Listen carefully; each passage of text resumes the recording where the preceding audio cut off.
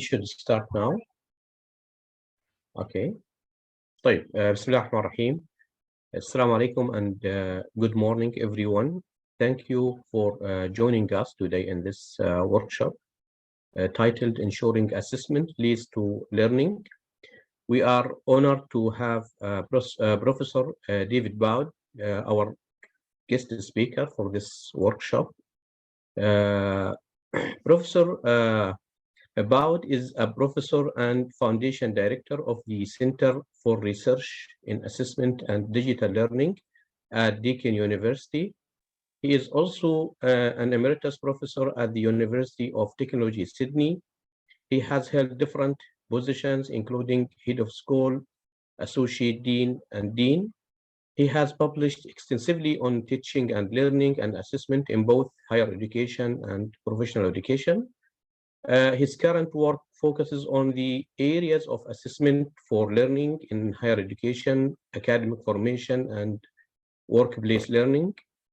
He is one of the most highly cited scholars internationally in the field of higher education.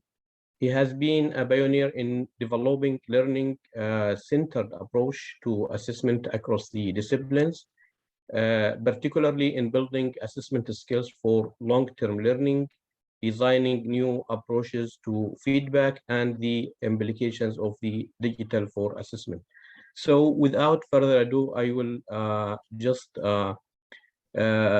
leave the floor for Professor Boud. So Professor Boud, the floor is yours. Well, thank you very much, Mojib, for that very good introduction. I'm very pleased to be with you here today. It's late afternoon in Sydney, Australia, where I am, and it's the morning for you. So greetings from where I am. Well, my aim today is to look at assessment and hopefully to look at assessment in some new ways. And what I mean by new ways is we're all very familiar with assessment that we've done for years and years and years. You know, we assess students, we grade them, we give them marks, and that's some record of their performance. But assessment is taking on a much more interesting and powerful influence on learning in recent years. I think it will be fair to say that in the last 10 years at least, there's been a transformation in the way we think about assessment in higher education. So one of the things I want to do today is to introduce you to some of those ideas and to introduce you to ideas about both assessment and about feedback, and to see how we can think about applying those ideas to our courses. So this isn't going to be just tips for how to do things.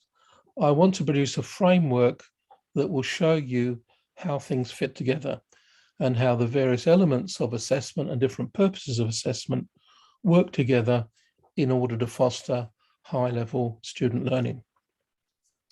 So that's my intention.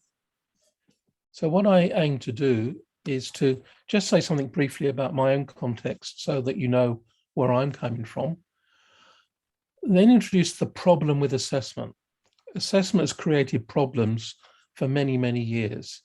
And one of the things we have to do is to address what these very difficult problems are with assessment before we can move on. I then want to pose the question, what does assessment need to do? And I'm going to suggest that it needs to do many different things. And our biggest challenge as educators is to ensure that we do all of the things well, not just one of them.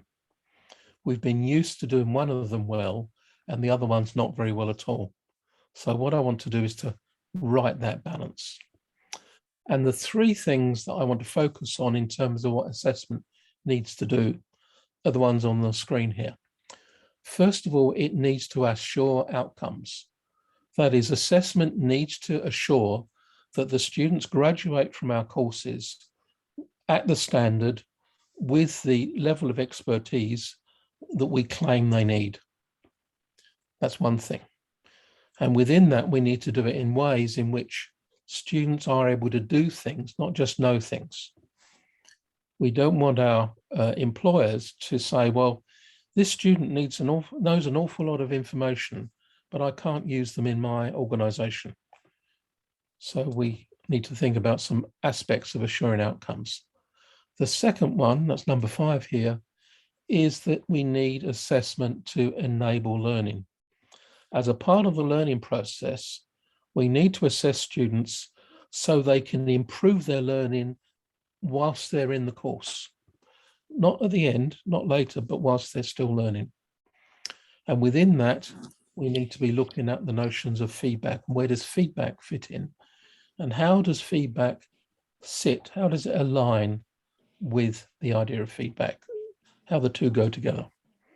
And finally, I want to introduce you to a slightly newer idea about assessment, and that is assessment in order to develop students' evaluative judgments. If our graduates graduate, they pass all their examinations, but they don't know what they can do and what they can't do, then they are useless in the world of work. So we need to not just check that our students have met some level of performance we need. We also need them to be able to make judgments about what is it that they can appropriately and not appropriately do. And I'll be talking a bit more about all of these as we go through. So let's start. So the process I want to adopt is I'm going to make a presentation which is going to be stretched out over the whole of our session. But within that, there will be 4 separate breaks for discussion. And I will signal these when we get there. And then I want to have some open discussion at the end. What I would like you to do as I'm speaking is to put your questions in the chat. So click on chat and add your questions to chat. Now, Mojib will be monitoring that. And as soon as we break, he will pose some of those questions to me. After a few of those questions, I will then open it up. And if you put your hand up in Zoom, then I will take your questions in turn. And those breaks will be 5 to 10 minutes, about that length of time. So that's the process I want to proceed with. So where do we start? My context. Well, I mainly work at Deakin University, and Deakin University is a relatively new university. It's about 50 years old, and it's unusual in one respect. It is both a fully face-to-face and a fully distance learning university. And what that means is our students can study on campus or in the cloud at their own discretion. So they can take some subjects face-to-face, some subjects in the cloud. They could take all subjects face-to-face, or they could take all their subjects in the cloud. And that means that there's a seamless interchange between the different modes at Deakin, and that's one of its characteristics. We're also very highly regarded for the quality of our teaching and learning at Deakin, and in the state of Victoria, we have been #1 in terms of the quality of student experience for 12 years in a row. As part of Deakin being a very high quality teaching and learning university, I mean, we do have very strong research as well, but our reputation is on the teaching and learning side. Deakin has also set up My Centre, which is a world-leading research centre to look at assessment and feedback in higher education. So it's not good enough just to be good at teaching. We must be at the very highest standards in research on the quality of teaching and learning as well. So that's where I sit. So let's start on this problem. What is the problem with assessment? Well, you can have all sorts of thoughts yourself about what the problems are, and there might be lots of them. But first of all, assessment needs to satisfy many purposes. And the problem is it doesn't satisfy any one of them very well. And when we try to put all the different purposes together, they're not necessarily compatible with each other. So, for example, assessment typically reflects poorly the kinds of tasks that students will do when they're engaged in the world of practice. the kind of assessment questions we have are the questions you get in educational institutions. They're not often the kind of questions you get or the tasks you get in the real world. So that's one issue. Another issue is that we have a whole range of different learning outcomes, and we're much, much better at achieving some of those than we are at others. So in general, universities are much better at achieving learning outcomes which are to do with subject matter knowledge and technical expertise. We're very good at doing that. What we're not so very good at doing is a whole range of other learning outcomes which are to do with communicating knowledge, of working with other people, of forms of critical thinking with others. And in particular, we're often not very good at helping students judge their own performance, because for somebody to be competent in the world, they need not only to have knowledge and have expertise, but they must know that they have it. They must know what they know and know what they don't know, and know what they can do and know what they can't do. And that is a very challenging prospect. And it's part of our responsibility as university educators to help them develop those skills. So, what is the impact of assessment on students? Well, first of all, it gives students a message about what we value. The students say, it doesn't matter what you say is important in your subject. What counts is what you assess me on. What's in the tests, what's in the examinations. This is the best reflection that I have as a student of what you value. And of course, if your examinations, if your tests, if your assessments do not represent what you value, you need to change them. It's as simple as that. So let's think about that. Are they an accurate reflection of what is most important that students should be learning? Another impact of assessment is that commonly it encourages students to rote learn. And what I mean by that is they memorize information for tests. They reproduce that information in those tests.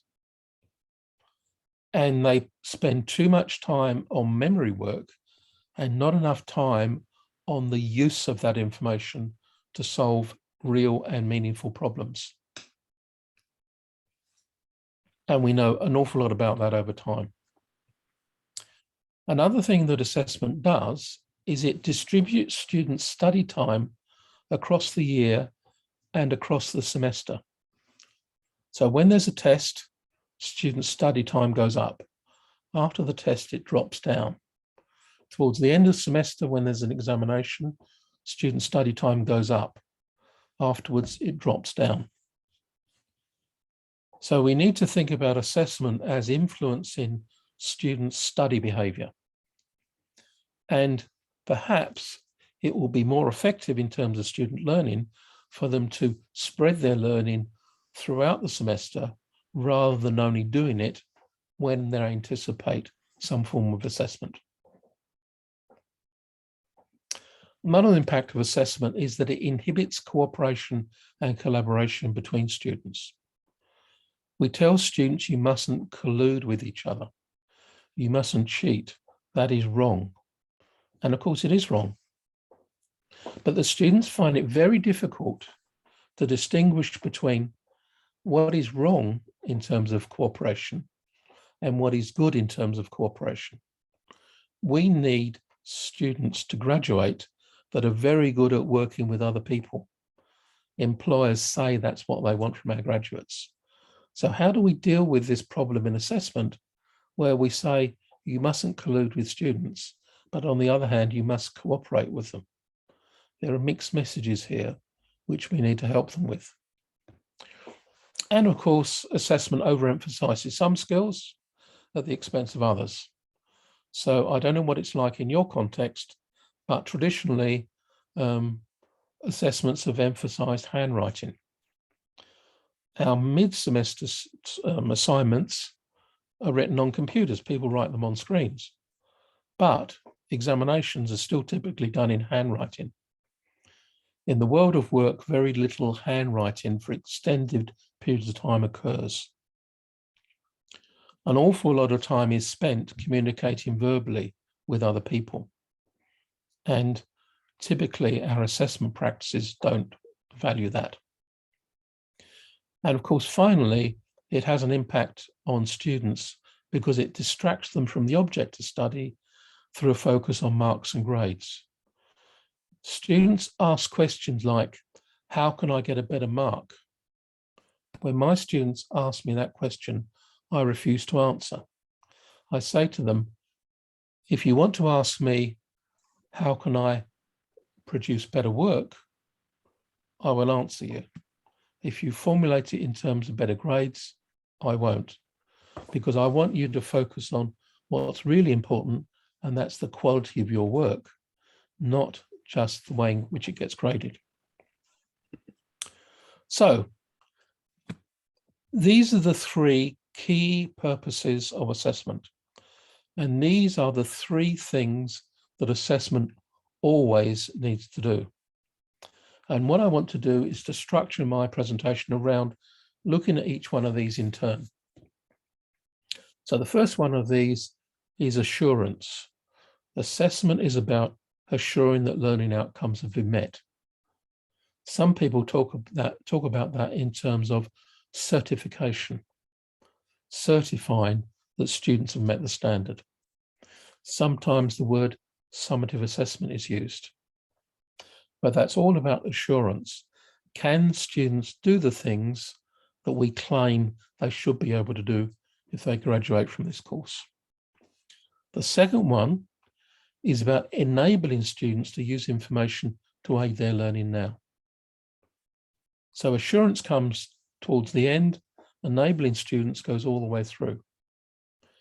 So are we providing information to students that would enable them during the semester, whilst they're still enrolled in your particular subject or your particular unit, to improve their work so that by the end, they will have met the appropriate standard?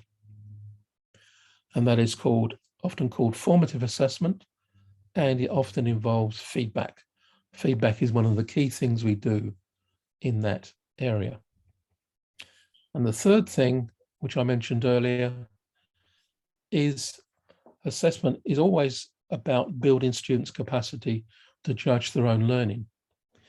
It isn't good enough if we, as teachers, know how good a student is. The student needs to know for themselves. Unless they know for themselves what they can do and can't do, they can't continue their own study appropriately, and they can't do good work in the world. And this purpose of assessment has been labelled sustainable assessment.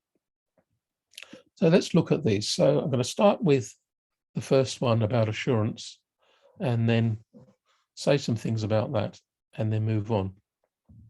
There'll be a break for discussion after I've talked about assurance. Now, one of the things that we have learned to do over the last 20 years or so, and for some countries it's really only been in the last 10 years, is that we've learned to use the currency of learning outcomes to describe what we are trying to do. In earlier years, we used words like syllabus or course content. That valued what we were putting into students. It didn't focus on what students should be able to do. So the language of learning outcomes has been adopted right around the world now to describe what it is that students should be able to do once they've successfully completed a course. These are the representations of academic standards. And because it's something that we need the students to be able to do, it must be expressed in terms of what the student can and cannot do. And we often express these at both the overall program level, that's for the whole degree program, and we express them at the subject level or the course unit level. And increasingly they have serious outcomes. And this varies a bit from country to country at the moment. And certainly in Australia, if we state a learning outcome, we are obliged to assure it. So if we say in our public information about a course, these are the learning outcomes, we are obliged to also assure that graduates have these learning outcomes, have met the appropriate standard. And this is just a bit of local information from the Australian context. I know nothing about what your own context is, and different countries are in different places on this. But let me look at these are our higher education standards, and our universities have to meet these standards if they are continued to be registered as universities. And in that last paragraph there, I'll read it out. Methods of assessment are consistent with the learning outcomes being assessed, okay? So we've got to assess students in a way that's consistent with the learning outcomes. That's quite straightforward. We can all do that. But they are also capable of confirming that all specified learning outcomes are achieved. All specified learning outcomes are achieved. So if we state it, we need to assure it. And the grades or award reflect the level of attainment. So we might have been doing this in 2015, but an awful lot of other countries I've noticed in their quality frameworks are starting to introduce this idea. If you state a learning outcome, you need to assure that the students have met it. And this might only mean meeting it at the minimum level. Students will get extra grades for meeting it at higher level.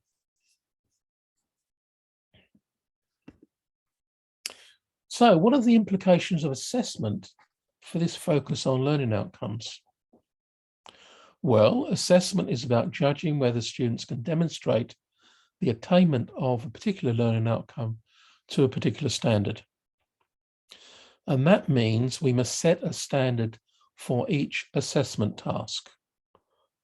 It can't be general, it has to relate to each task. Each task has its own standard. Now, the same standard might be applied to some different tasks, but in general, that will vary. And the important thing about this is setting a pass mark is not setting a standard.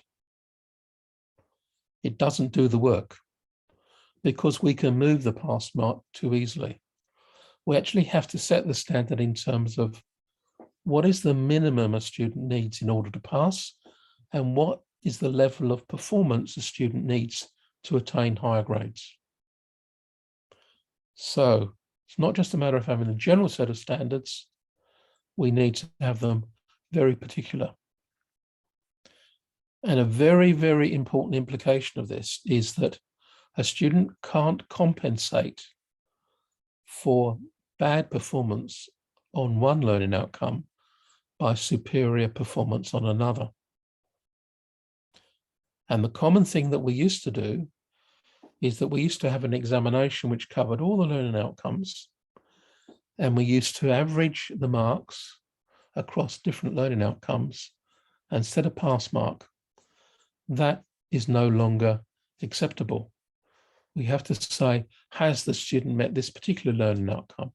In a given subject, there might be 3 or 4 or 5 learning outcomes. We need to assure each one.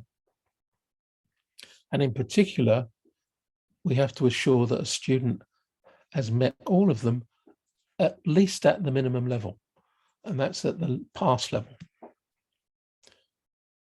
And that means that all assessment must be based upon standards. Norm referencing, that is judging students against each other, is banned. It is completely inappropriate in the international context that we now have for assessment in higher education. We need learning outcomes, and when learning outcomes have standards associated with them, and assessment tasks have criteria, students have to meet these criteria, and it doesn't vary according to the nature of the student group. In the past, if we had a good group of students one year and a poor group of students the next year, academic standards varied from year to year. It was just not good. Now we are having assessment which is standards-based. We must set the standard and ensure that students meet that standard. So, on that perhaps controversial point, I'm going to pause for discussion and ask Majid to see if there's some questions that need to be asked. Let me look at the chat myself. I will let you choose the question to ask, so that yeah, so you're far more there is familiar no with the question, but context. there is there's no question so far. Dr. Junaid is not sure it's a comment or a, this is the first yeah, from Dr. Junaid. You have already raised all the interesting questions in your initial comments. To begin with, I'm keen to know how we can make assessments based on questions which are similar to what one encounters in the real life. That's a good question, and I'm going to answer that in the next sequence when I talk about authentic assessment. The other thing is that I want you to work hard. This is a workshop. This is not you listening to me. Yeah. This is a workshop in which you as participants have to do things. Right? And I want to respond to what your needs are rather than you just listening to where I'm coming from. So please question what I'm saying, raise issues. I think there's some more questions here. How do we engage students in the culture of assessment? I'm not entirely sure what you mean by the culture of assessment. If you mean the ways of doing assessment that I'm talking about now, there are a number of things we have to do. One of the things I've already touched upon, and that is I refuse to talk to my students about marks and grades. Because when we talk to students about marks and grades, we distract them from learning the real thing and we get them to focus on marks and grades. So I won't engage in that discussion. What I will engage in is a discussion about how you will improve your work. What is the standard of your work now, and how can you shift it to the level that you want it to be? So that's one thing that we can do to create a culture, an appropriate culture for assessment. The other thing we can do is that we can emphasize to students that it doesn't matter how good or how poorly your fellow students will do. That doesn't matter. It's between you and the standards that you have to meet. So it's down to you. You know, you're not going to do better just by beating your colleague. You're going to do better because you actually meet the standard. I'm just going to touch on a few of these here. Assessment based on standards rather than marks. Well, okay, that's a good one. When we talk about assessment, assessment is never based on marks. Marks are just the currency we use. So when we talk about standards, we are saying that this is the learning outcome, and there are various levels at which you can meet it as a student. The minimum level is what we call the pass level. So this is the minimum we can accept a student's work to be if they want to successfully meet that learning outcome. And there will be some levels above that. And at the levels above that, they will get a higher grade. So that if we're talking about learning outcome number one, then learning outcome number one will have a number of grades associated with it, but it's not the grade that's important. The grade is purely a summary of the standard that the student has reached within their performance.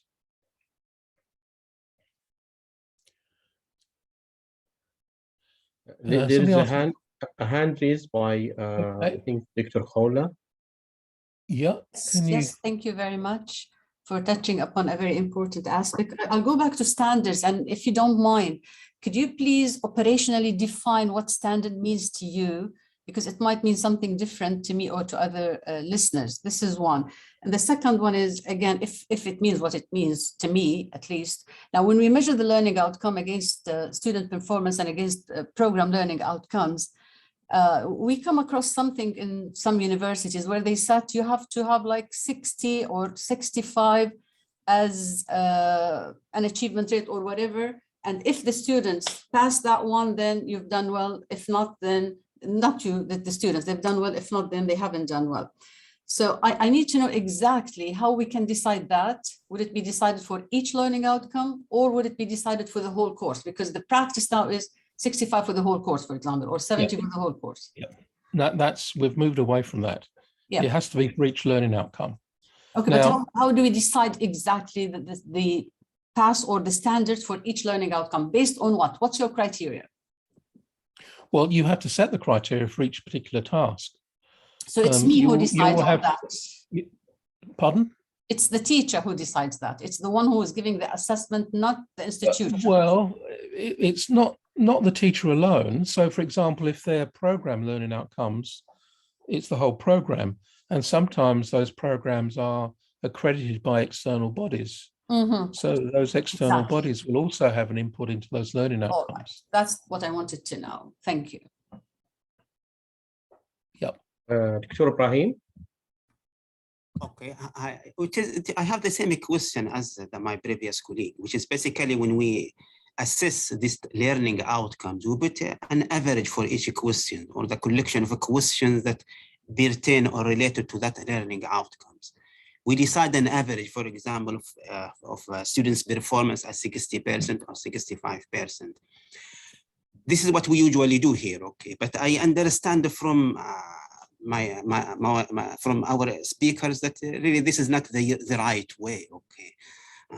Am I getting you correct or not? Okay. Yes, we're moving away. I'm not saying that there's huge numbers of institutions that are doing it the way I'm describing, but this is the direction that everyone is moving in. And what I mean by that is that we have to be very careful that we don't average inappropriately.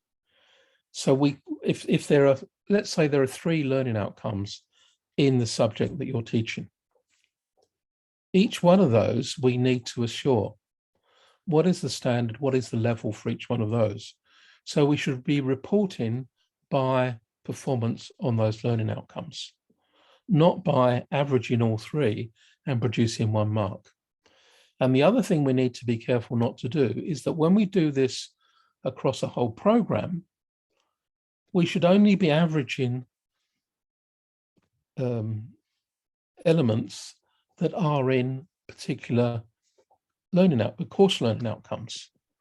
So, for example, if there's a whole degree program and there might be 10 learning outcomes for the whole degree, then there will be 10 representations. And within each one of those 10, there will be marks from or grades from previous courses which you can average, but you can't average across those different learning outcomes.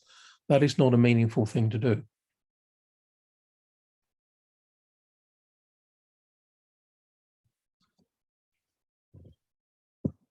Is that sufficient?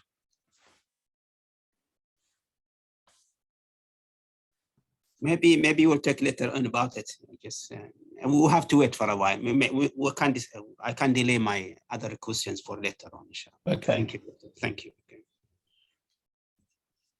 So there's lots of questions, Mojib, but are there any questions which you think it will be good for me to answer now?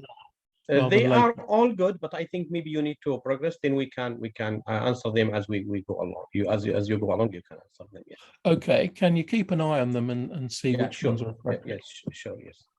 So these were some questions I had for you, just in case you didn't have any questions for me. Okay. So what else drives this? Okay.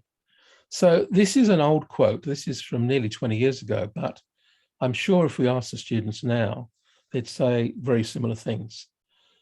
And what Striven and colleagues said, this is I think it's in the Netherlands or Belgium. Many students perceive traditional learning tasks as arbitrary and irrelevant. They only aim to learn for the purposes of a particular assessment with no intention of maintaining the knowledge for the longer term. And over time, there's been endless studies in which students have taken a test or an examination. They've been tested a week later, 2 weeks later, the end of the vacation, and the level of knowledge retention has dropped dramatically. So we need to be very careful that our tests and examinations are not creating this very, very bad behavior. And the bad behavior is you learn for it now and then you forget. So we need to be thinking about assessment as promoting and having a very positive backwash on students' learning. Now, one of the things that's been introduced, or maybe it's just the language of authentic assessment that's been introduced in recent years. And the argument about authentic assessment is that students will engage in assessment if they see that it is meaningful. If they can see assessment is them doing tasks that they could imagine themselves doing in the world of work, they're more likely to positively engage with the assessment task and regard it as meaningful and not just learn it for the immediate test and then forget it. So what was the problem? The problem is that students don't see the point of what they're learning.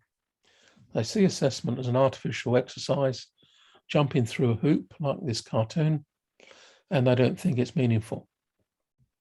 They don't think our courses are sufficiently aligned to the world of practice. It's probably different in your context because you've got very vocational courses. And program learning outcomes are ignored at the expense of particular subject matter. So that was the problem. And authentic assessment tasks are characterized by realism. They're linked to everyday life and work. They're contextualized. It's not an extraction of a piece of knowledge to some artificial situation, but they have to apply what they know in a context. They have to know things, of course, but what's important is not the knowing of something, but the application of that to a real situation. And that's the problematization. What is learned can be used to solve a problem or meet a need. And it's not a problem or a need that their teacher has. It's a problem or a need that exists in the world that people that are graduates in their particular area will need to help people meet. Now that's authentic assessment. And one of the challenges, how do we actually start to orient our assessment to be more authentic? And one of the ways of doing that is thinking about who the audience is. If the audience only appears to be the marker, then it's not authentic. So authentic assessment tasks are directed to someone for some purpose beyond the exercise itself. Now, of course, that might not be for real. This just might be the way the task is set up. It might still be the teacher that marks it, but that it is formulated in a way that meets an external need. So give you an example. Typically, a student might be asked to write an essay about a particular topic. Essays about a particular topic only exist in the educational world. People in the real world, very, very, very, very few of them ever write essays about things. So how do we recontextualize that piece of writing on that topic to make it authentic? So there's all sorts of things. You can formulate it as, well, you need to write a report to the managing director of this organization about this particular issue. That's the way of starting to frame it in an authentic way. Or you need to write a letter to the local newspaper talking about this thing which has become the subject of some controversy locally. And what that does is it reframes someone's knowledge in terms of getting them to think about how that knowledge might be applied, how it might be used, how might they communicate that knowledge to someone other than their teacher, because they know their teacher knows this stuff already, because they wrote the questions. So it's a matter of that kind of reformulation is one of the things we need to think about in terms of authenticity. So trying to imagine an authentic audience, even if there isn't a real one. However, as students progress through their degrees, it is important to find a real authentic audience. So one of the things that we're increasingly seeing is students doing things which they post on the web, and they get feedback for real from real practitioners or for whatever. So the lecturer is just a surrogate for the real audience. And we might need to think about how we can bring in some real audiences to appreciate that, particularly in later years. So authentic isn't an absolute, it's a direction that we move in. So you can't say this is perfectly authentic task, because a perfectly authentic task is probably too messy and too complicated and too time consuming for students to do as an assessment task. So we have the challenge of shaping a real world task into something that's of a sufficient size and magnitude that students can engage in. So there are two directions we can take for development. We can start with our existing tasks and our existing examples that we use and make them more authentic. That's one way we can do it. Or my preference is to start with authentic examples from practice and see how they can be adapted to the constraints of a course. And throughout, we need to focus on what students do and what they produce. Are the students doing something to meet a real need? Or do they believe it meets a real need? I mean, that need has probably been met already in most of these tasks, but the students don't need to know that. Are they involved in an authentic process? Not just an authentic product, but is the process they're going through an authentic one? So, for example, in data engineering, one of the things the data engineers do in the real world is they actually try out their code on each other all the time, absolutely all the time. So they write some code and they get someone else to read their code. So an authentic assessment task in data engineering is writing code and having other people check it and adapting accordingly. So we need to ask ourselves, how can tasks better reflect what a practitioner might do? And are there ways of organizing real world responses? Can we enlist the aid of some people out there in the world to be receptive to these tasks? So another pause for discussion. Are there any things in the chat, Mujib, that we have what I've been saying? Yes, we have few questions in the chat. If you want to start with these few questions. The question posted earlier by Dr. Junaid: how can we make assessment based on questions which are similar or similar to what one encounters in real life? It seems like, how can I link the assessments to the real life practices? Is it the matter of alignment, for example, of assessment task with the learning outcomes, assuming that the learning outcomes are already aligned with the real world practices, or it's the direct alignment with by ignoring maybe the learning outcomes and just align directly the assessment task with the actual practice? No, we mustn't ignore the learning outcomes are central. They're the given thing that the whole course is organized around. Now, when we develop them in order to meet real world outcomes, but that's one phase we do at the start. So we've got the learning outcomes and we know, because we've been through a suitable process, that these are the learning outcomes suitable for a graduate in that area. We then need to ask ourselves, what are the tasks that students need to do in order over time and over different units of study to reach those learning outcomes? So, for example, one of these big program level learning outcomes, it might be developed in 6 different units. So that will be assessed in 6 different ways. And in one of those units, you will be focusing on creating an authentic assessment task, which is completely and totally aligned with the learning outcome, but also reflects some real world activity. So that might be the way to do it. There is another question here also. Do you think the approach of running for higher grade could be changed by emphasizing on the importance of the learning outcomes and what student should be able or will be able to do?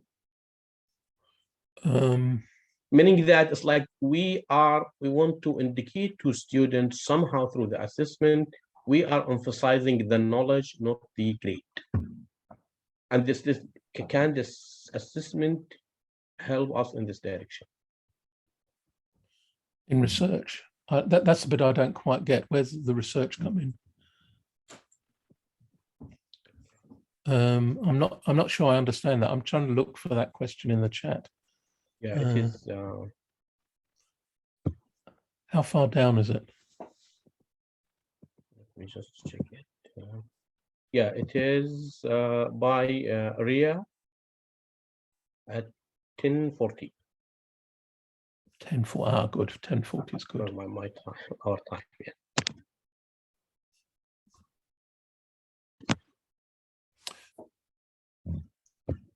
Yeah.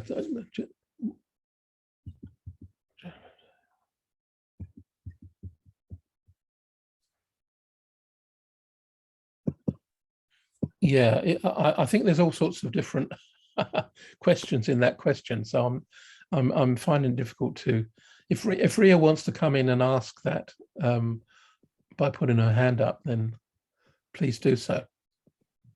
You could not find it. I can copy it and. No, I found the question, but okay. I'm having difficulty interpreting it. Okay, so yeah. But please, Ria, come and ask that question yourself. So. Okay. Yeah. Okay, let me just move to the next question here. Hi, Professor. Hello. This is Ria here. Can I go ahead? Do you want Yes. me to? Yeah. Should I just? Can you just explain your question? Yes. Yeah, exactly. So what I would like to understand is like I've been teaching in the UK and UAE both, right? And a lot of assessments and questions that I'm seeing there in the UAE are limiting the opportunity for the student to demonstrate, skills that they would normally need at, as a professional. So do you think that there should be standardization or a body or a regulator that should normally, assess, what types of assessments or assessment instruments are used so that it could help, the students, to acquire the, all the skills that are, needed, instead of just simply answering question, just giving answers to questions like theoretical questions, and actually there is no takeaway. So they would just memorize those and, just write down the answers, and then they just want to know what are their grades. So this is something that, there's a, I think this approach should be changed. So what could be done in that case? Well, I think that the university needs to fix that itself. Now, it's very important that we take notice of professional bodies and we take notice of industry, but it's our responsibility to create those tasks. It's our responsibility to create that assessment. So there does need to be some investigation within the university about that. And what I see is that increasingly universities have various kind of processes and internal bodies that help staff review their assessment practices to make them more effective in the way that you're suggesting they need to be. So I'm worried about standardization across the board.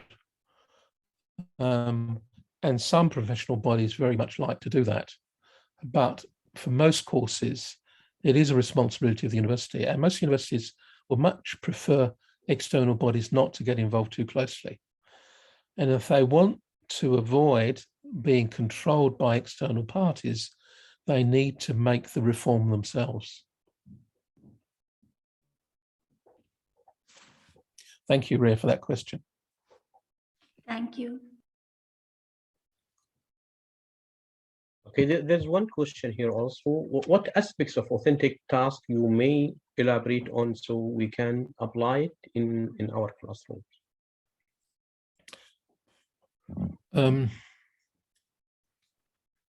Well, I mean, I try to give you a bit of a steer on that. So what we're looking at is go out in the world, in your subject area, people out there doing those things in practice. What are the tasks that they face? What are the challenges that they meet? Now, one of the big reforms that occurred in medical education when they moved towards problem-based learning is they started their investigation by going out into the world of medical practice, and they asked the question, what are the most common medical issues that new doctors face when they first graduate? And they organized the curriculum around an analysis of what doctors in their early years would face in medical practice. And that led them to design problems that students worked on. So the thing that I would encourage you to do is go out there and see what people are doing and bring some of those ideas back in and use those as the basis for assessment tasks. Now, you may have to modify them a little because they might be too long or too complicated, or they might require, certain kinds of information that students don't have. But that should be the starting point. Build upon those examples. Let's take this last one, and then maybe we'll move forward.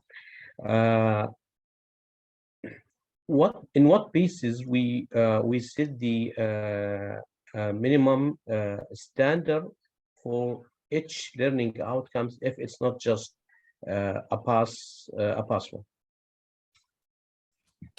Well, the minimum is a pass. There is anything below the minimum standard is a fail. So that's the clear lower. No, I think the question may be targeting or trying to ask about if it's not about the grade, if it's about the knowledge, as we said, or measuring the actual knowledge. What is the minimum standard maybe for this knowledge? Well, you have to specify that. I mean, that's the each one of the levels of performance. Say you've got 4 passing grades. Each one of those will have an indication of what the student needs to be able to do to meet that level of performance. So there are criteria that are applied to judge whether the student has met the performance of this grade or this grade or this grade. But you have to specify that for each assessment task or for each learning outcome in association with each assessment task. Okay. There is a good question here from Akram. Authentic tasks often don't measure the specific task and requires a more general understanding and analysis before using specific skills. Most teachers avoid authentic tasks in favor of measuring specific technical skills. I agree with that. Can you comment on how authentic tasks given to students that are based on practical ways of solving problems are better than targeting a specific skill? Well, what a lot of people do is that they say, one of the things that people are trying to avoid doing is in their summative assessment, that is assessment for assurance, they're trying to get rid of all that memorization work. However, often a lot of memorization is needed in order to be able to tackle an authentic task. So where does that sit? Where does that memorization work sit? And how do we help students meet those requirements? Now, typically people are using online environments to provide students with self-tests in which they test themselves to make sure they have met the knowledge level before they deal with those more complicated, authentic tasks. And this requires a shift of thinking. It requires a shift of thinking on the part of students is, well, I've got to make sure I reach the standard myself, because if I don't make the standard myself, then I'm going to do very, very badly when I meet an authentic task. So we need to think about not just the task itself, which may occur late in the semester. We must think also about what are the elements that students need to have learned earlier in order to effectively tackle that task. And that then moves in our thinking into the area of formative assessment, which is my next topic, which I might move on to, if that's okay. Yeah. Right.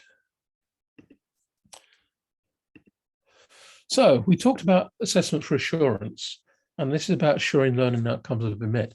The next area is to enable students to use information to aid their learning now. So that's our focus. And a big focus of this is feedback. And feedback is one of the areas in which there's been a massive transformation in thinking in universities over the last 8 years or so. Traditionally, we thought of feedback as information we give to students once they've completed some kind of assignment. Okay, so they hand something in and they get comments from us about their work. And we've typically labeled that feedback. And that's been important because it helps guide students for what they need to do to meet our assurance assessment. Okay, so we provide formative information. So by the end of the course unit, then they can meet the learning outcomes. But the shift has occurred from being the teacher-centric view, and that is an emphasis on the kind of comments that teachers make, to a learning-centric view, which is what do students need to be able to do to benefit from inputs from others? And this is turning the whole thing on its head, because feedback is not something that teachers can do only by themselves. All that we can do, in one sense, is to provide information. Most of the other parts of the feedback process are the responsibility of the student. So the student has to take that information, the student has to make sense of it, the student has to kind of learn something, and then they need some future task in which they can apply that understanding to a future task. So this is the shift that's occurred from feedback as an input to seeing feedback as a process in which students necessarily have to be involved. They still need comments from us, but the comments from us is only a part of an overall feedback process. Now, we did a very big national project in Australia a few years ago, and we looked at 2 very large universities, and we were looking for what is really, really good feedback practice. If somebody's doing it really, really well, what would it look like? So one of the parts of this project is we then had to find a definition of feedback. And we obviously thought, well, we just read the literature. I mean, there'd be all sorts of good definitions of feedback in the literature. And we were very, very disappointed because the definitions of feedback we thought were pretty useless. In particular, the definition of feedback focused on what teachers did, not what learners did. And in fact, they left out learners altogether. So this is the definition that we came up with in our project, and that's been used in a number of studies since. So a lot of people have taken this up. So the definition goes, feedback is a process. Okay, it's a process. It isn't a single input. It's a process in which learners make sense of information. That is, the learners need to do something with the information they receive from others. And the information they receive from others is about their performance. So this isn't general information that we might give out in a lecture or a seminar. This is information about their specific performance on a task. So the learners need to make sense of the information, and they need to use that information to enhance the quality of their work or the quality of their learning strategies. That is the way in which they approach tasks. So feedback is, in this definition, something that learners need to be engaged in right from the start. So they don't just get dumped with a whole lot of information from us and they say, well, you know, I'm not quite sure what to do with this, or you know, just give me the grade or whatever. We need to kind of enlist them in a view of feedback that involves them very strongly. And this, of course, is not feedback. It might have been the old view of feedback, and it might be the view of feedback that's embodied in certain national student surveys, because we did a paper about this, but we don't think that's an appropriate way of thinking about feedback now.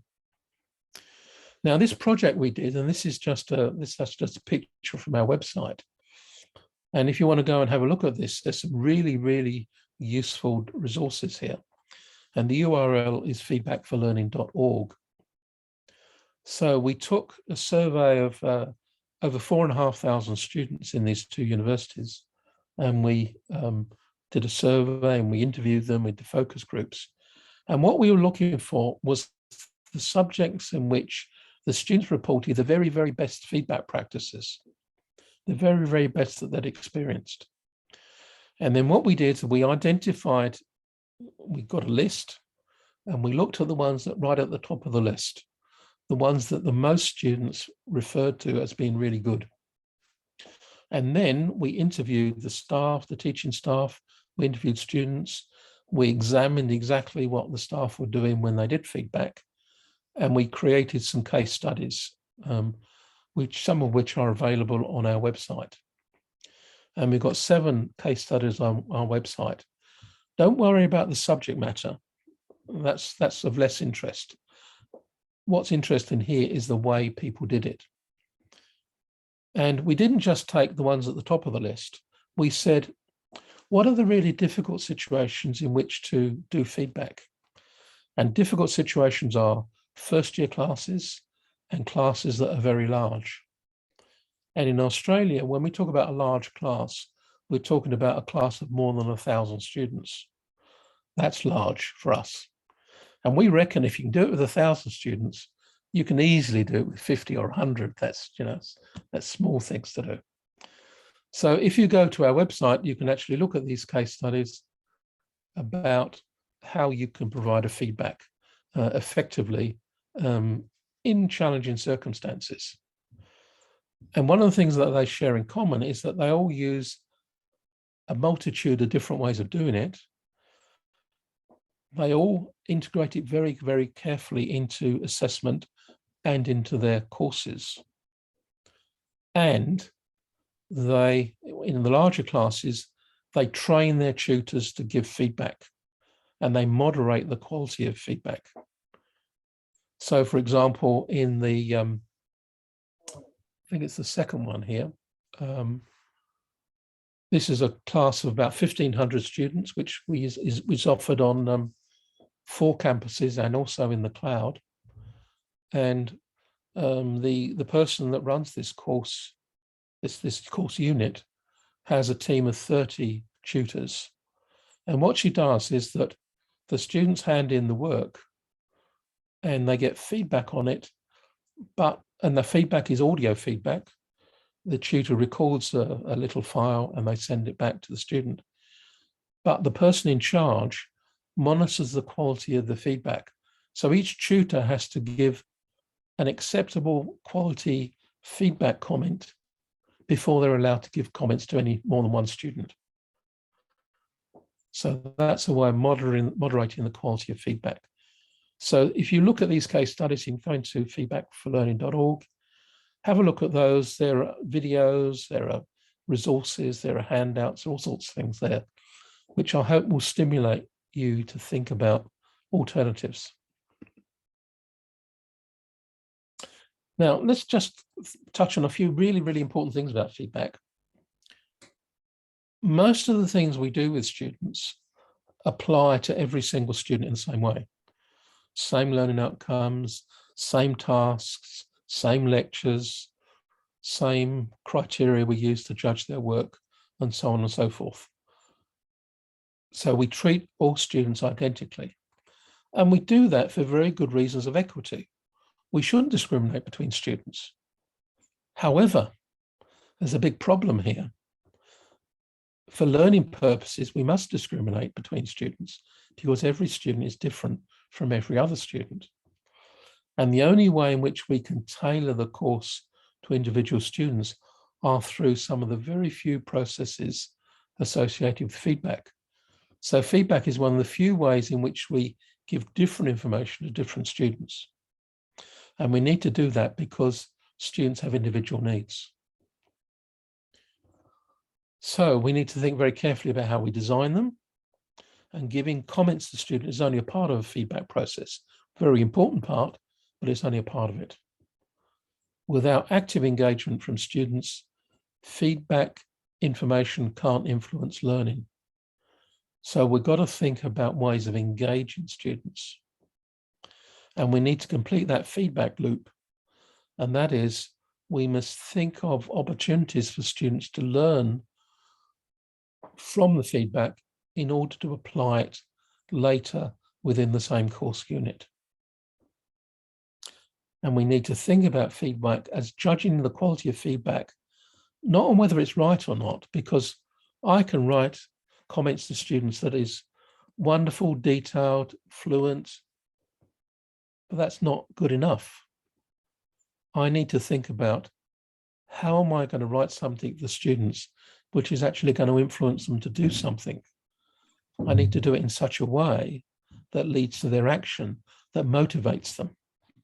So our inputs need always to be judged in terms of their effects on student learning. Now, if you want to follow up feedback, I've been involved in various books. Here are two ones here. And at the end of this presentation, which is freely available, I've sent a copy to Mujib, which will make it available to you, the whole lot of references as well.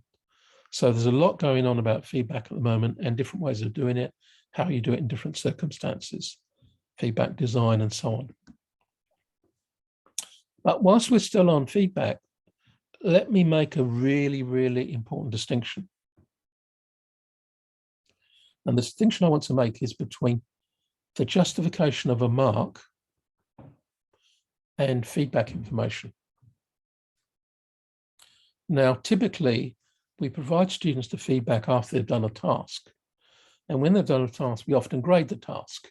And as I talked about earlier, we grade it in terms of their performance against standards and learning outcomes. So there are typically two things we provide to students. First of all is the mark, and there's a justification of the mark. So the justification of the mark, it basically explains why they've been allocated this particular level. And we often use rubrics as a way of kind of communicating that level. But the mark justification is essentially a backward-looking process. It's looking to what students have already done. Feedback, however, is essentially a forward-looking process about what students can do.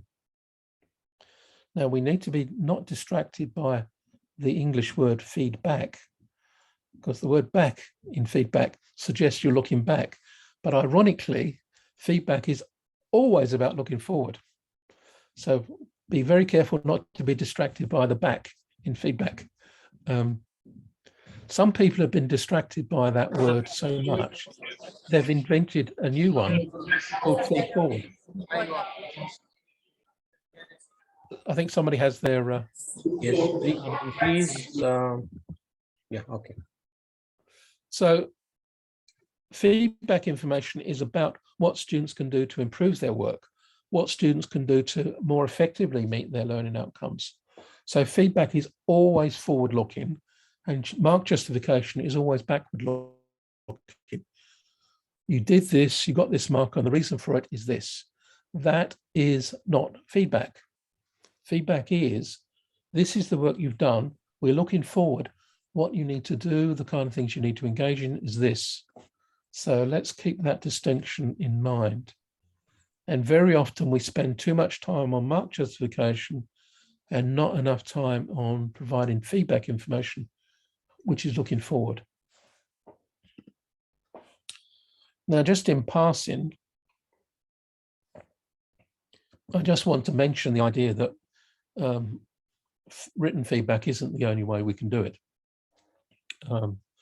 Some people use group comments. That is, they make a presentation of the students, they've marked all their work, and they talk about, well, you know, there was this common problem that some students had and not this problem. Students like it, but they don't think it's feedback because it doesn't relate to their individual work. So it might be a reasonable thing to do, but it doesn't meet the full feedback need. We can meet students individually and we can kind of communicate with them on a one-to-one basis. But unfortunately, we normally don't have time to do it for everyone. And when we make it voluntary, when we say to students, oh, well, I have these office hours, come and see me in office hours, this is a real problem. And the problem is not that you're not there in your office. The problem is the wrong students come to talk to you. The students who come to talk to you are the ones that least need your feedback input. So we need to think about feedback in terms of how do we get it to all students, particularly the ones that need it most. And the two things that are rising in popularity enormously at the moment is video or audio comments.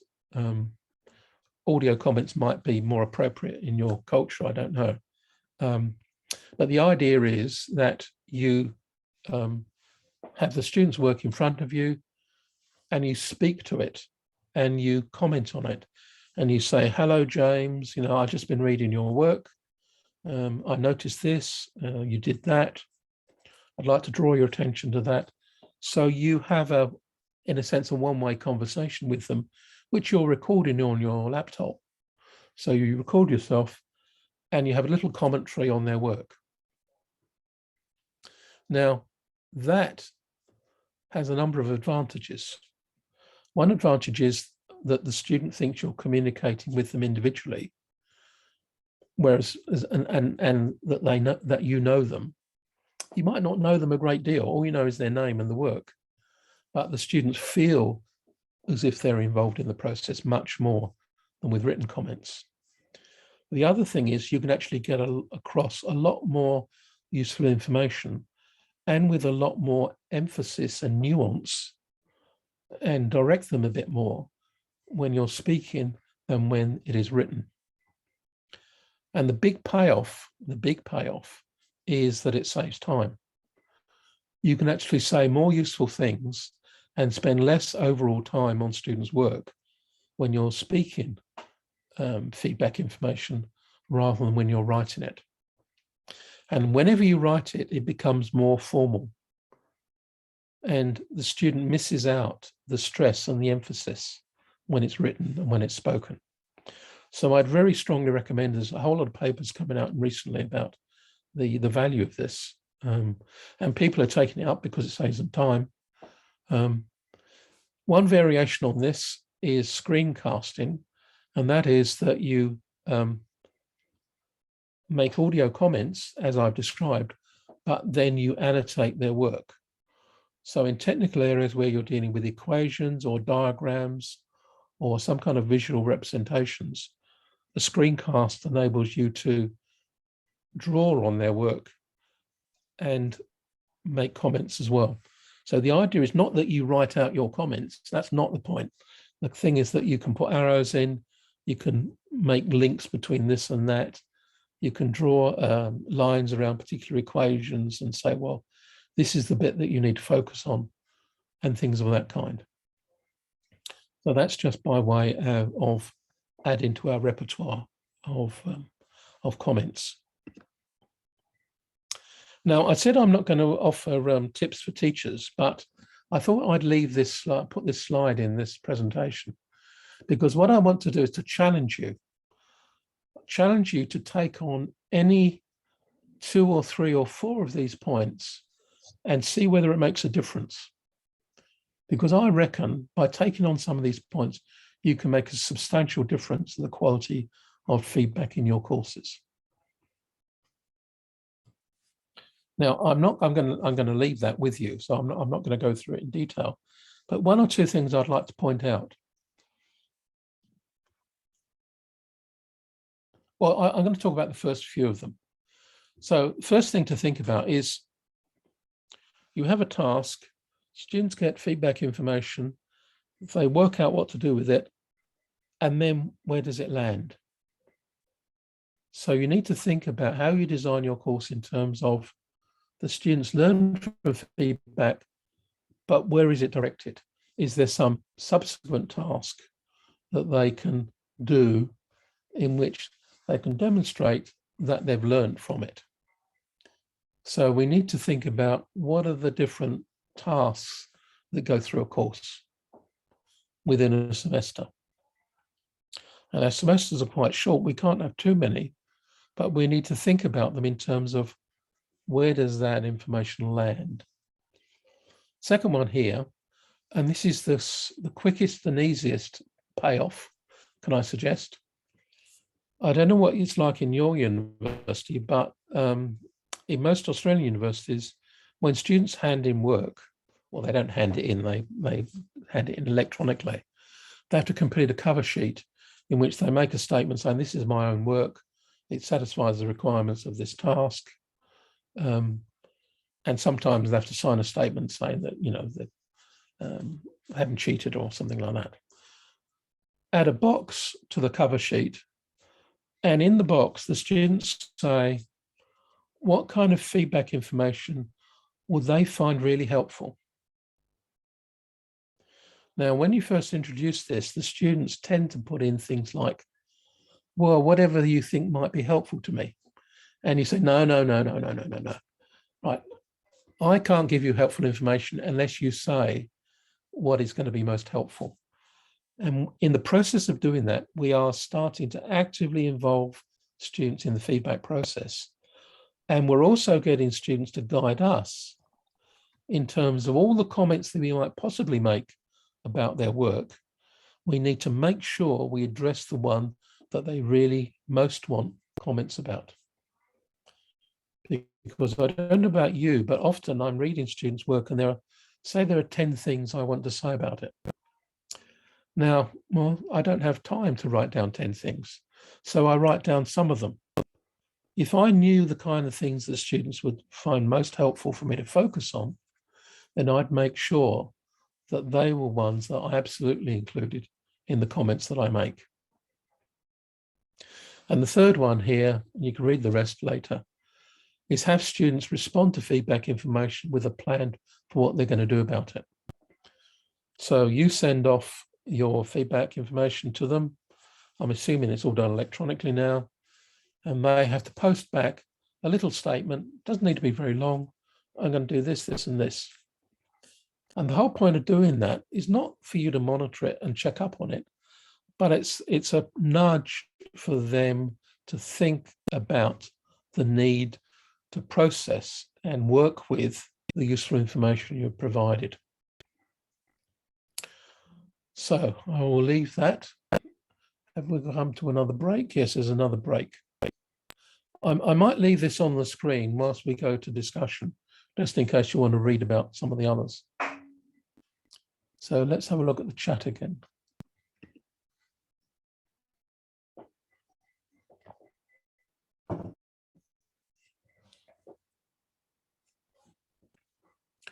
So where do you want to start, Najib? Do you want a specific interaction from the audience answering some of the questions in the next, for example, discussion? Do you know something? Or yes, I was just going to leave it on so they could read it while the other discussion is going on, but I'm not too worried about these questions. Okay. So we have a question here, which is asking about the role of the course design. The question says, course design is very important. Can you reflect on course design at your university? It depends on whether you're referring to course design or course unit design, or so that there's the program level, which is all the elements that make up a degree, and we call them course units, which are the individual elements. I think here the unit, maybe it's called in Australia the unit. I think, yeah, the course, we call it course here. The course, course, yeah, okay. So for the course, the most important thing about the course is that it is nested within the program. So the very, very first thing that's important in course design is looking at the learning outcomes for the program as a whole and being really, really, really clear about where your course fits into the overall process. So one of the things that is commonly done is a strategy called curriculum mapping. And what curriculum mapping does is it takes the overall learning outcomes for the program and looks at each course, and it identifies where are the program learning outcomes being pursued, which courses do that. And then you identify which courses do it, and then you identify what are the assessments that assure that within that course unit. You can then go down to the process of, so these are the things that assure it.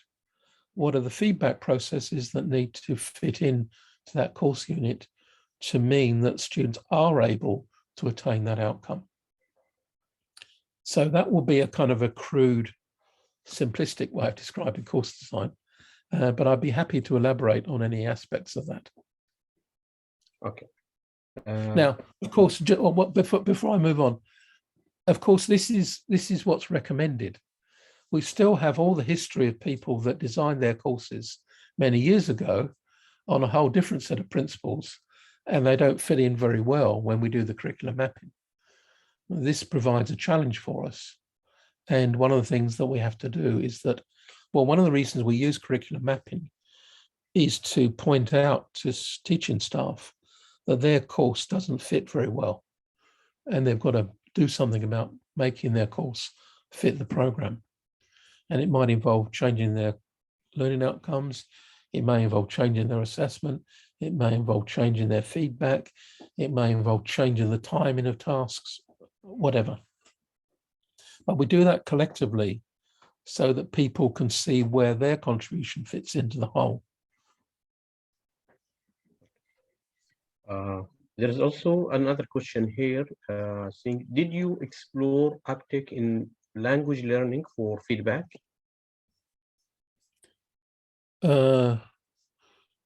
What number is that? What time is that? Can I just read it? Let me go back to it.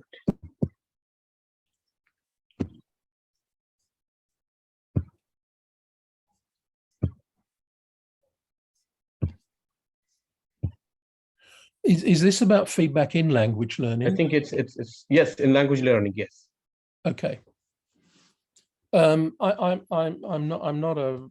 haven't had much experience in language learning, so I can just talk about general terms. The thing about language learning is that feedback is something that they're very familiar with and has been used over very, very long periods of time. So some of the things that I'm talking about are more familiar to people in language learning than they are in learning, technical subjects or science and engineering. But one of the things that we need to think about in language learning is that there is a role for correction, but there's also an important role for students taking responsibility and setting their own goals and setting their own directions. So we need to be careful in language learning on the feedback front that we don't overemphasize corrective feedback. There is a place for that, and make sure that we pay enough attention to this forward-looking feedback processes that I've been discussing. One of my doctoral students is just completing, and she's been working in feedback in language learning, and two of the papers in the reference list at the end, her name is Maleka. So look for the name Maleka in the reference list. And they're two examples of someone from language learning using some of these ideas. And she uses the idea of ipsative processes. So what she means by that is that we're looking at what an individual student can do over time. So it's referencing their performance now to their performance previously. So it's about moving them forward piece by piece, which I think is a more of a language learning strategy than it is in some other areas. Okay. What are your thoughts about feedback from student to teacher? Students to teachers, it is something we have to live with, is one response. We've actually written a paper recently about where feedback fits in on these student surveys. And we've identified, and we surveyed, I think it was 20 different countries that had national student surveys. And the feedback questions are normally bad questions because they assume feedback is an input. And what typically happens in almost all countries is assessment and feedback is the worst rated aspect of performance across disciplines, across universities, across countries. And we suggest that one of the reasons why feedback comes out so badly is because the concept of feedback embedded in these questionnaires is a poor one. But in general, I think it is appropriate for students to comment both about us as teachers and about courses. So, for example, at Deakin, we are obliged, whenever we write an outline for a course, which has the learning outcomes, the assessment tasks, the timing, and all that information that students get up front. One of the things that we have to include in that is how has this course changed as a result of previous student feedback about it? So this is a way of us showing that we do take students' comments seriously, and it has led to improvements in what we're doing now. So I'm not sure if anyone has a very specific question about feedback to teachers, but yeah, this was the question. But there is also another, maybe again another question, which is, can students students who don't need feedback, can they help students who really need feedback? And how effective is this? This is a very good question. It's about peer feedback. Peer feedback is a very, very useful process, and I'll be saying a bit more about that later. The one thing that we know, though, is that when students give feedback information to each other, the person that learns most is the person giving the feedback information, not the person receiving it. So we need to think about that. The person giving information has a very important task. They have to take account of what the other student has done. They have to think about the information they want to convey. They have to draw upon their own knowledge of the subject, and they have to communicate that very clearly to the other person. This is a fantastically good learning task, right? Even if it had nothing to do with feedback, it will be worth doing. Getting students to articulate their understanding of something to another person is a very, very valuable activity. So that's one of the reasons why peer feedback is important. In terms of the information that the recipient gets, then that can be useful. It's not as useful as we think it's going to be, or they think it's going to be, but it is useful. But one of the things we need to do is we need to train students on giving and receiving feedback information. So just letting them loose, and so we'll just do it, just give comments to each other. It will work with some students, and some students will be very good at doing it amongst their friends often. But if we want to do it systematically, we do have to provide some kind of training in how you do it well. Okay, I think Dr. Jihad has a question, so you can go ahead and speak to the mic, Dr. Jihad. Thank you, Professor. I was thinking a long time ago that if an artificial intelligence teacher would replace a human teacher in a futuristic situation, if you have only one student, you could teach him, you could look at his work, and you give him detailed comments and so on. But since we are dealing with a large number of students, we cannot do that. And in a perfect AI version of a teacher, I would follow up with the student. I would see his weak points. If it's a physics problem, I would maybe as AI teacher would identify that his weakness is in the course of algebra that should have been learned 1 year ago, but he didn't. And you could give him a specific recommendations. We cannot do it because it's very costly process. Maybe as the computing progress in the future, it could be done with some guidance, maybe for a selective few as a pilot experiment, then the tool could be generalized to others. I want your comments. Is that even contemplated by some in the educational circles or not? Thank you. I have to assure you, Jihad, that the future is here. People are experimenting with automated feedback, and colleagues at UTS have developed programs using AI to provide feedback information to students. Students can submit their work into this provision, and they can get feedback information about certain aspects of their work. What we can do at the moment is provide information on some things, but not others. And so there's still a role for the human feedback provider. But what they've managed to do is that they've been applying this to the use of reflective writing. So they now have a system which enables students to submit their reflective writing to this app. And the app will then give them a detailed analysis of the extent to which their writing exhibits reflective characteristics or not. Now, one of the things they're doing is they're trying to extend this to more and more aspects of a student's work. Now, I don't think they're ever going to achieve, achieve feedback across the whole board. But what I think there is a future for is some of our work is going to be offloaded onto AI.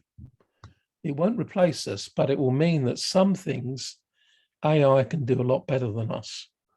So, for example, this app just sits there and the student can submit as much writing as they like, as many times as they like. It never gets bored. It always gives them really good information about their writing. So what we will see in the future, I think, is more of this on a slightly broader front than I've just described, but that it will focus our attention on what is that we, the humans, have, what's our best role, what are the things that we can do that the machine can't do. The device they use is called an AccuWriter. So if you want to Google AccuWriter, AccuWriter, then have a look. Does that help? ACU? ACU. And? AccuWriter. Just, so if you look up AccuWriter, UTS, and automated feedback, you'll find it. Okay. We are in engineering school, and it's kind of we know the weaknesses in general comes from probably some kind of geometry and mathematical deficiencies, and that's not easy to automate using text analysis. No, but I was shocked when I first came across this idea that it could give students feedback on reflective writing. I didn't believe it, and I went around saying this can't be true until they showed it to me, and I think it actually gives students really good information. So let's see, let's watch this space. Maybe if you could type in the spelling, that would be great in the chat. ACC or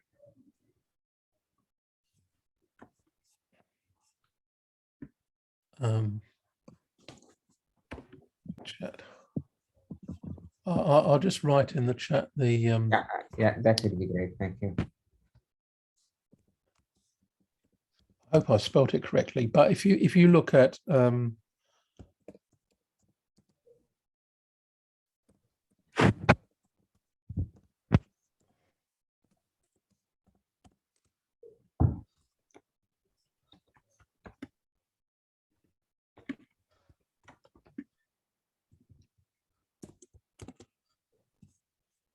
if you put that in Google, then tell me if it works. I couldn't find it, but maybe you could just pass the spelling later on. Thank you. Yes, later on we can. It's in the chat. Yeah, it's sitting there in the chat. Okay. What else? Other questions? So we will pick last question, and then we will proceed. Yeah, one more, because otherwise we're yeah. What if the student is not receptive to the feedback? What strategy should be done to improve the feedback process in this case? If they're not receptive afterwards, it's too late. What we've got to do is we've got to set students up and develop their feedback literacy. And it just so happens the next thing I want to talk about is developing their feedback literacy. So we might move on to that. Okay, that's it. That's great.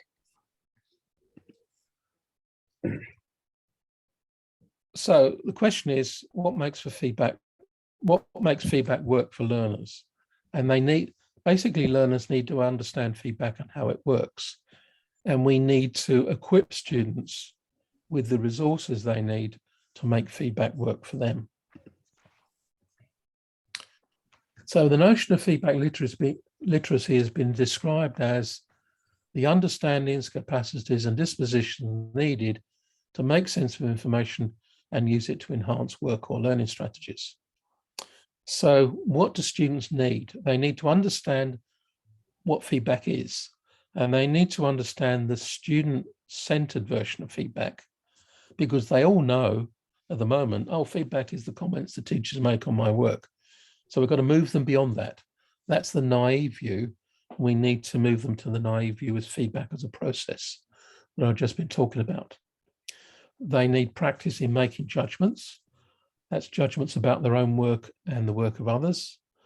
They need experience in managing their own emotions, because it's very emotional. Some people get feedback and they're devastated by it.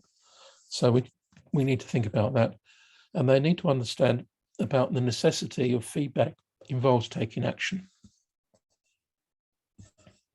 So that was the kind of where we started in feedback literacy. Now, three of us took that large data set we got from that big study we did and empirically looked at what are the components of feedback literacy. And this paper on here and the references in the references at the end is about deriving a framework for what do competent students do in terms of feedback. And these are some of the categories we had. And there are a number of items under each of these categories. So a learner exhibiting well-developed feedback literacy commits to feedback as improvement, appreciates that feedback is an active process. They can elicit information from others to improve their learning. They can process information that they receive from others and make sense of it. They can acknowledge that it's an emotional process and work with their own emotions. They also need to see feedback as a reciprocal process they can do with and for each other, and they can enact the outcomes of their processing of feedback information. Now, we've got a whole framework for this, which you can read if you want to, but these are some of the characteristics that we're trying to build in our students. Now, of course, you can't do that in just one first-year course. This is something which students develop over time. And we know that ourselves. We are continually developing our feedback literacy. We write papers and we submit them to journals, and we're continually faced with the prospect of information coming back that we don't know how to react to. We're offended by it, and we're developing our literacy all the time. So feedback literacy isn't something that students get and they tick and they say, oh, I've done that. It's something that we all do throughout our lives. We become more and more feedback literate. We also wrote a paper. Oh, this is one of the Malecki papers that I mentioned earlier. Malecki was doing work in language learning. So we took the idea of feedback processes and feedback literacy, and we discussed how can you embed them in real courses. And this paper talks about embedding these three key ideas. How do we develop students' ability to elicit information? How do we develop their ability to process the information they receive? And how do we develop their capacity for enacting the information? And we give practical examples of how to do that in this paper. And of course, we're talking about students' feedback literacy. We need to be feedback literate ourselves. There's no way we can help students become feedback literate if we're not literate ourselves. So we then moved on, and then we applied the idea of feedback literacy to ourselves. And we identified that there are kind of three levels we need to think about. We need to think about what feedback literacy do we need in terms of the design of whole programs? What do we need in order to design units and subjects? And what do we need at the micro level when we're actually giving comments to students about their work? And again, we have a framework which is in the slides, but I'm not going to linger on because of time. So there are some of the ways in which we can help build students' capacity to engage in feedback. And the important message is that we don't wait until we discover that students don't take any notice of our comments, or they don't even read them. We actually try to do something preemptively right from the start in order to build their capacity. And one of the simplest things you can do, which I mentioned earlier, is get students to identify the comments they would like to receive that will be most helpful to them on their work. So I think that's, where are we? Okay. I might just skip over this discussion period and save the discussion till later, if that's okay with you. Yeah, that's fine. I just want to touch on the final area. So the final area is assessment to build capacity for students' judgments. So this is the dilemma we have. If students can't judge the quality of their own work, how can they learn effectively? How do they know what to do next if they can't tell how good their work is so far? If graduates can't judge the quality of their own work, how can they practice effectively? How can they do any kind of work? They're given a task by their employer and they say, well, I don't know whether I've done this well or not. Well, you wouldn't want an employee that says things like that. You would want an employee that does have the capacity to judge their own work. And of course, if we can't do that for each other, how can we work effectively with each other? So this is a part of the rationale for looking at this issue of developing students' evaluative judgment. Again, there's a book if you want to follow it up. But this is how we defined it. Evaluative judgment is the capacity to make informed decisions about the quality of one's own work and the work of others. So by informed decisions, we mean that we can know what we know and know what we don't know and know what we can do and know what we can't do. And we can give a reason for saying that. And the question you say, well, surely we do that already in our courses. And the answer is yes, we do that. We do encourage students to do this, but often it's not explicit. Often it's not systematic. Often it gets fragmented by the curriculum and all sorts of different courses. And many of our conventional practices inhibit it. They're built on the assumption that only the teacher knows, right? The teacher knows what's correct, and I'm going to tell you, the student, whether it's correct or not. And I'm going to give you a mark. I'm not going to ask you what you think your work deserves. I'm not going to encourage you to reflect on your work. I'm just going to give you the marks. So some of our conventional assessment practices inhibit that. Two key ideas in evaluative judgment. Students need to understand what quality is. And what I mean by that is, if they were confronted with really good quality work, could they tell it was really good? Unless they can understand whether this work is good or not, they're not in the position to produce good work of their own. So we need to focus on how do students understand notions of quality. And then, of course, the other part of it is, can they compare their own work with these notions of quality? And sometimes those notions of quality are embedded in examples, exemplars, illustrations, models, whatever. But they also need to be able to kind of compare their own work with this and discern where the gap is. That's part of the process. And these are some of the components that we can use in evaluative judgment. Getting certain kinds of feedback information, engaging with models, discussing standards with students, discussing criteria with students, using exemplars, etc., etc. And I'm going to rush through this so there's time for a lot of questions. So this is an example of an assignment with added evaluative judgment features.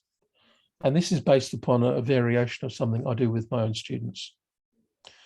So what I do in class before they go off and do the assignment is we have a discussion in which we ask the question, if you saw a really good example of this assignment, how would you tell? How would you tell that it's really good? So for example, I've taught a class on research methods. So the student's assignment is writing a mini research proposal. So I say to them, how would you judge whether a research proposal is good or not? We have that discussion. I make a note of it, and they get an assignment attachment sheet, which uses these as the criteria. So what I do is that down one side, I list the things that they've identified as features of good quality work. And then when they produce their work, they address those. But before they hand the work in, they get input from a peer. They exchange it with each other, and they revise their assignment as they need to.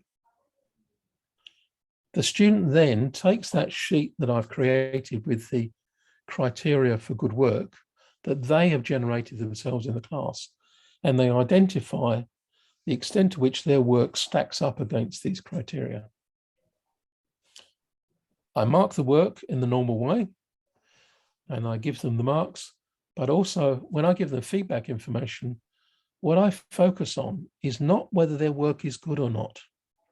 I do not focus on whether their work is good or not. I focus on whether they know that their work is good or they know that their work isn't good. And I focus on these discrepancies.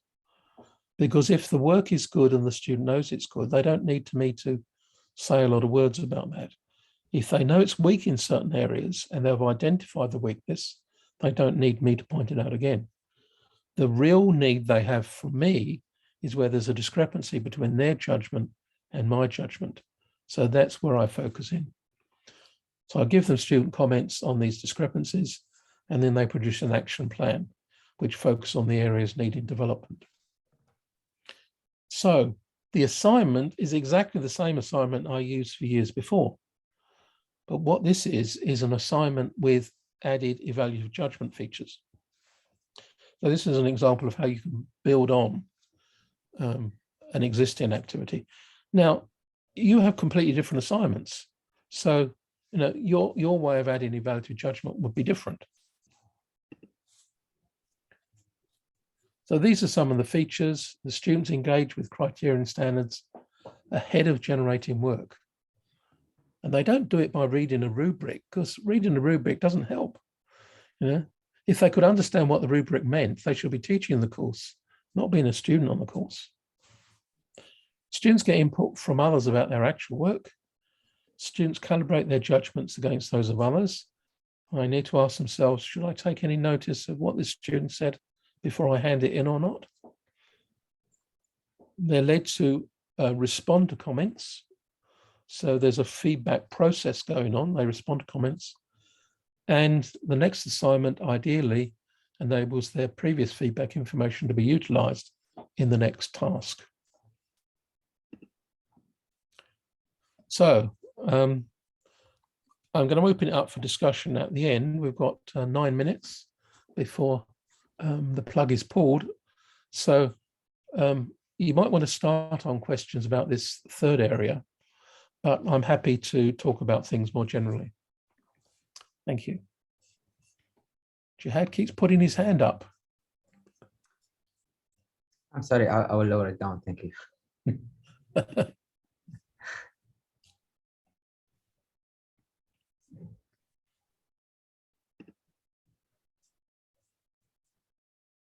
Well, if you can entertain my question again, we teach much more than what we ask in the questions, in exams and assessments. Yes.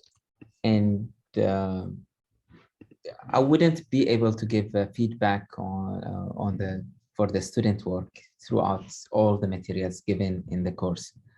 And but an automated way might be able to do it. Like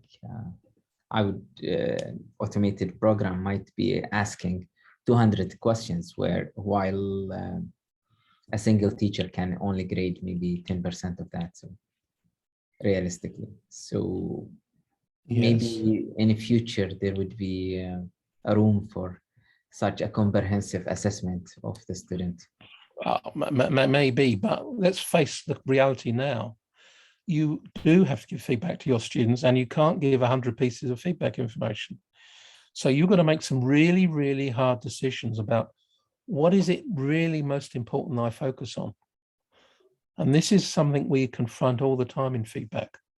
So we've got to make those decisions about what do I say to students that's going to have the most effect, that's going to lead them to improve their work. There are hundreds of things we can say about their work that is true. That's not the issue. You know, the machine can identify all those. What we need to be able to identify as human beings is which of all those many, many things I could say to that student are going to be the things that make the difference. And this is how we need to shift our thinking about providing feedback information. So we don't get a student's work and write all the things about it that we could possibly say. We think very carefully about, of all the things I might say, what are the things that are most going to influence the student? So that's the thinking that we need to start to adopt here. Yeah. And we can do that most effectively if we already know from the student what the things are that are most bothering them. Yes, thank you.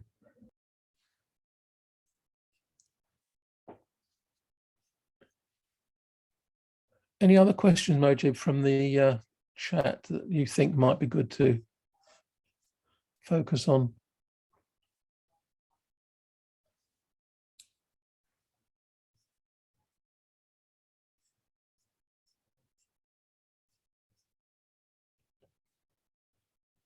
I'm reading something here. Should we teach students about how to provide feedback? Yes.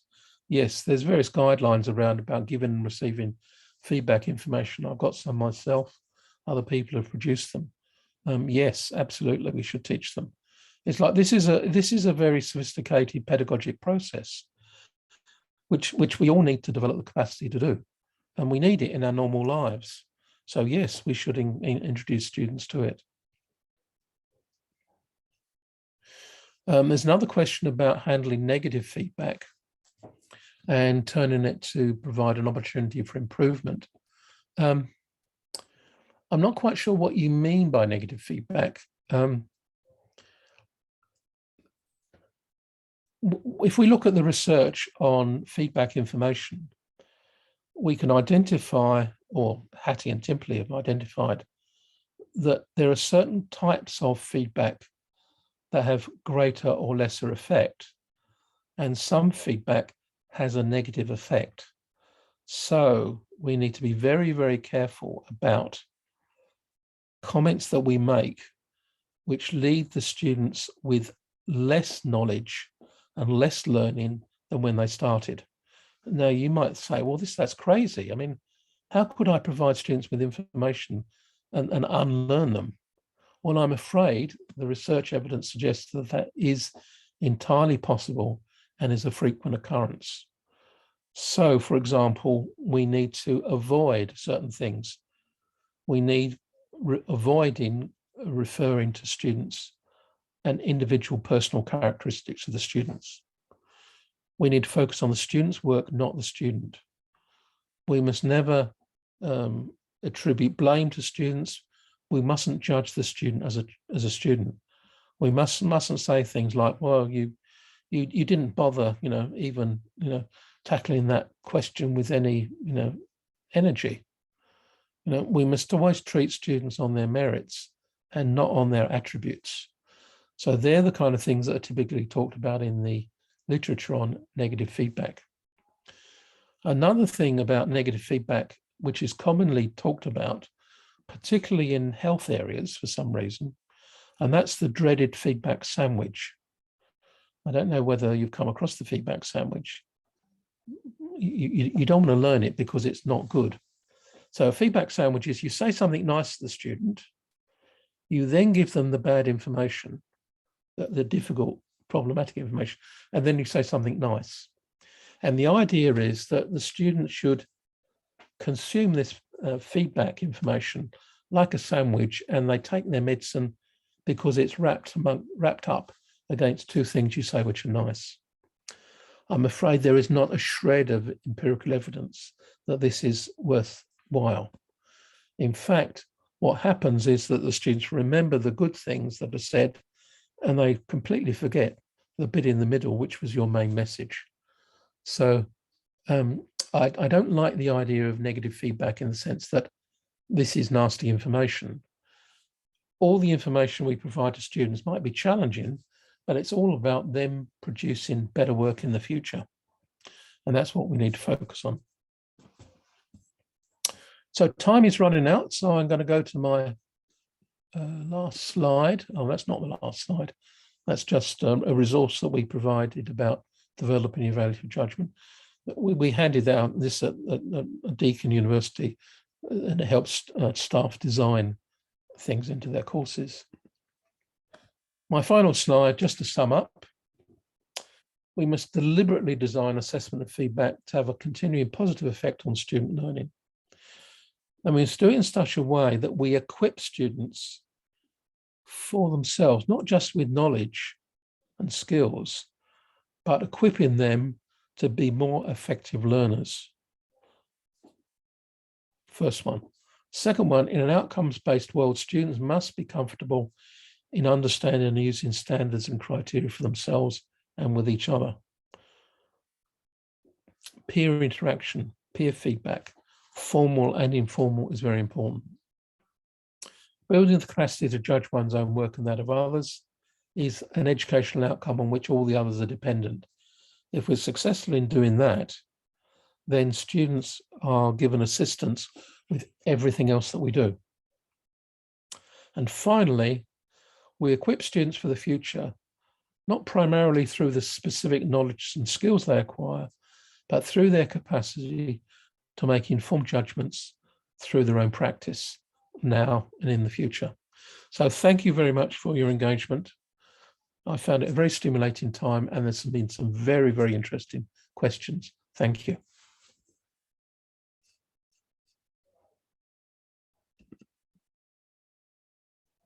And Dr. Mujib, you are muted.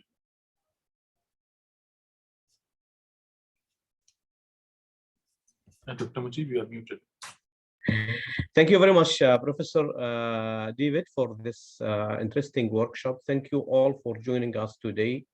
And I say to all, goodbye and thank you. So I assume that everyone knows how to access the slides. So yes, the slides we will share them with all the participants. Yeah, after the event. Well, thank you very much indeed. Thank you, Mujib, for sharing it so well. Yeah, and if they have some other questions, they can, or some of the questions that we did not answer throughout we have somehow to pick some of the questions. They will be answered afterward, inshallah. Yeah, if some of them are still thought to be very important, then I'm happy to follow up. Yeah.